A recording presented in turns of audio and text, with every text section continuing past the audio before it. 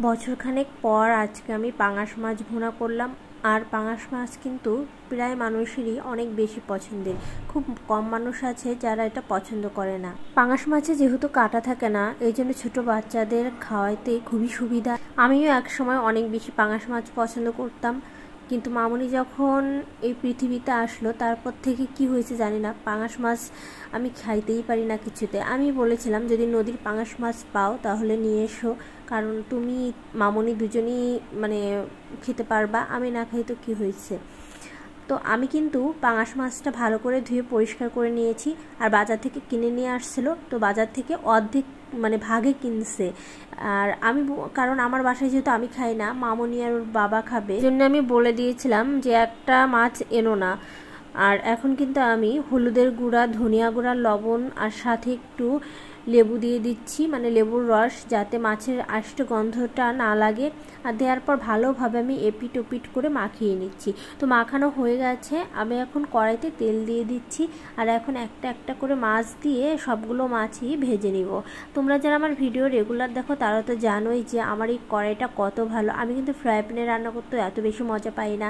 আমি সেই বিয়ের পর থেকেই এই কড়াইটাতেই রান্না করতেছি। এই কড়াইটা কিন্তু আমার শাশুড়ি মা আমাকে দিয়েছিল।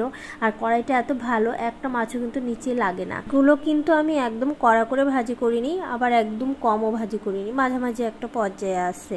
আর আজকে আমি মাছ ভুনা করব, এই জন্য আমি ওই মাছ ভাজার তেলের ভেতরই জিরা, তেজপাতা ফোড়ন দিয়ে তারপরে পেঁয়াজ কুচি দিয়ে দিলাম। আর রসুন ছেঁচা ছিল, রসুনগুলো আজকে ছেঁচে নিয়েছিলাম।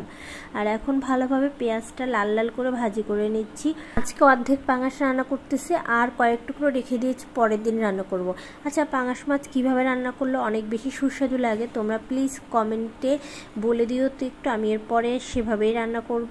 ইদানিং নাকি আমার কোনো রান্নাই ভালো হয় না, আমার জামাই এটা বলতেছে। তোমরা শুনছো কথা, কেমন লাগে এত সুন্দর করে রান্না করতেছি, তারপরও সে বলবে ভিন্ন স্বাদের কিছু রান্না করো।